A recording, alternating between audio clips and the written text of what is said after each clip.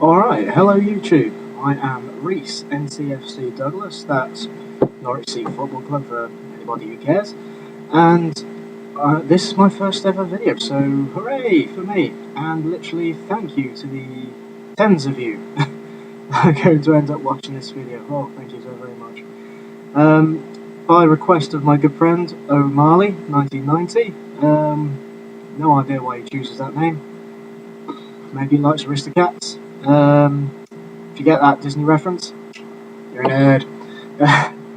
And he recommended that for my first video I should do my favourite Yu-Gi-Oh deck. Now, that put me down to two choices. I'm a huge Blue Eyes fan, and blasphemy to anyone who isn't. But I've got to say my favourite deck to run, not my best but my favourite, is Zombies.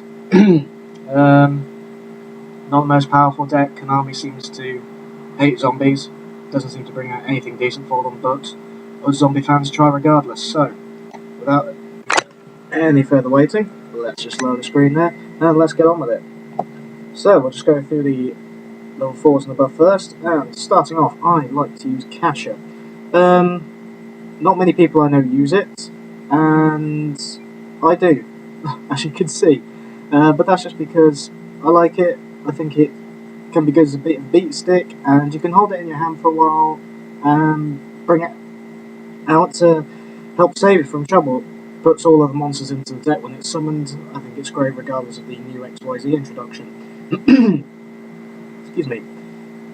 Right, in this latest edit I now run 3 Red Eye Zombie Dragons because I like to use the Zombie World ability, and also I think, not entirely thought through this just yet, but I think it might get around the new heretic, however it's pronounced, way of requiring tributes, because Zombie World will stop all tributing apart from any zombie type monster. And Red Eyes is fantastic, it's easy to search, good 2400 monster.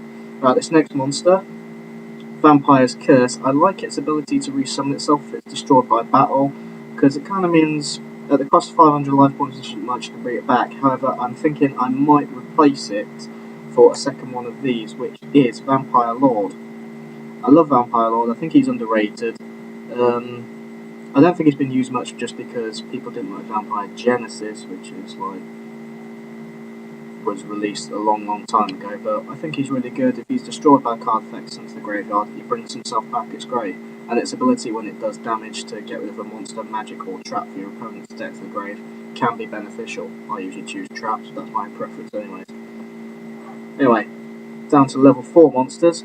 I currently run 2 Goblin Zombies. 3 wasn't entirely necessary because we've got Pyramid Turtle, which I'll show you very soon, which does an awful lot of searching as well, and this only brings it to hand. So, depending upon your tactics, it can be good to have more.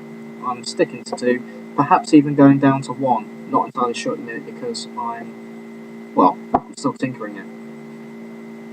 Next off, a requirement for any zombie deck is Mizuki, its ability to send itself at the remove itself from the graveyard and special summon any zombie type. Delicious. And here's one of the tuners, the only thing Konami's done right with zombies recently, Pain Painter. It's love its ability to change other zombies to level 2, and with that you can now bring out Archfiend Zombie Skull, which is an absolutely lovely synchro monster. Also, it can change others to level 2, so with the exception of Gachi, the XYZ rank 2 from that starter deck, I'm not sure of any other decent rank 2s out there, but it can summon that if necessary. The other tuner, obviously, Plague Spreader Zombie, also adore him as well. Used to see, because synchros aren't as popular as they used to be. An awful lot of decks run this as its tuner anyway, probably because of its ability to bring itself back. Next, as I've mentioned a couple of times now, 3 Pyramid Turtles.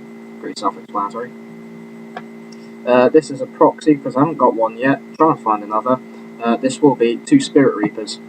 Love its ability to discard from your opponent's hand if it attacks directly, and it can't be destroyed by battle. I've mulled over wanting to run 1 Marshmallow instead because Spirit Reaper dies if it's targeted by anything. However, because I love the zombies so much, I try to run them as pure zombie as I can, which obviously makes the job even more difficult for myself.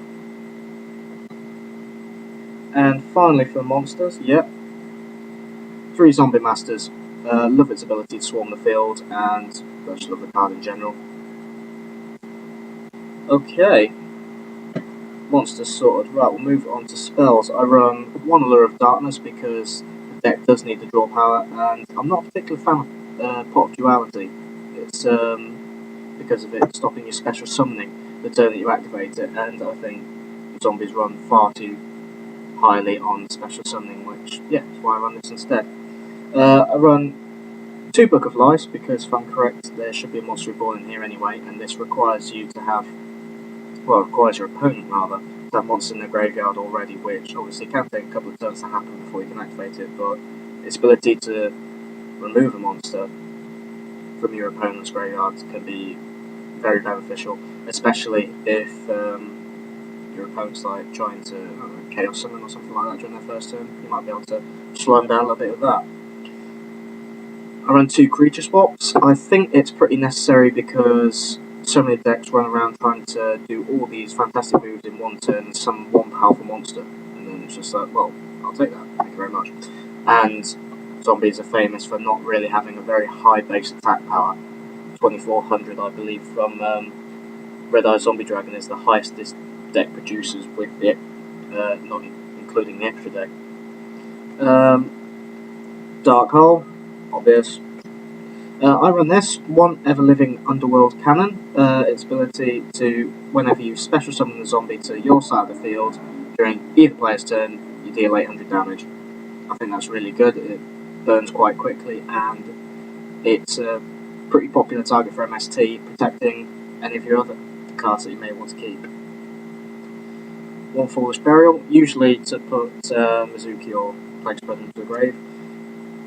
1 Heavy Storm because I run 2 MSTs, which I haven't quite got to just yet. Monster Reborn, there they are, the 2 MSTs. And I run 2 of the field card Zombie World and 1 Terraforming. This is just because I used to run 3, but too many times I'd have 1 on the field and I'd draw another one and it's just a dead draw. So by having a Terraforming in there, I think it's balanced enough as it is, but I always put a 3rd one in the side deck just in case, if it doesn't seem to be going my way. And now with the traps, just 1 Call of the Haunted, because they special summon themselves so much anyway, but it's good to have the extra backup. 2 Compulsory Evacuation Devices. I think these are really underrated. I think it's fantastic that, regardless of any casual monster or synchro or XYZ, and you can just bounce it straight back to the hand or extra deck after your opponent just spent so much time wasting it on, you see so many people spend forever to do 1 turn, summon 1 monster, and it's just great to go, haha, go away. Mirror Force, staple in any deck. And finally, 2 Torrential Tributes because, well, this deck swarms, so many other decks swarm, and you just want to keep everything under control, don't you? Right. Obviously, now to the extra deck. I want 2 of everything that I'm about, well, 2 of these next 3 I'm about to show you. 1 Archfiend Zombie Skull, because of its fantastic ability to all face-up zombie monsters cannot be destroyed by card effects. Brilliant! Revive King Hades, he's just great because he stops your opponent's effect monsters activating if they get destroyed, so like if they send to the graveyard and activate like a Pyramid Turtle does, it wouldn't work.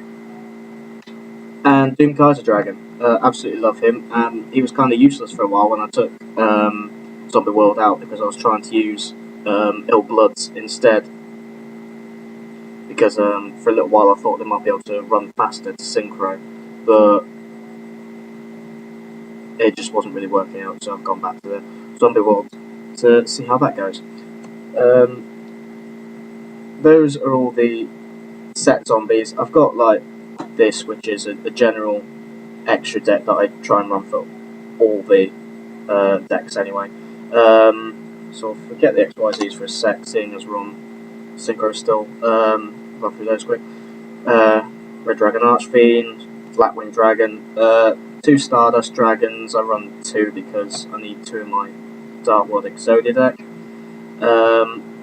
X-Saber Bellum, Ancient Fairy Dragon, he's pretty sweet considering I used the field card as well. Black Rose, Gaia Knight, and Ally of Justice Catasta. And just quickly go through the XYZ as well, as I mentioned earlier.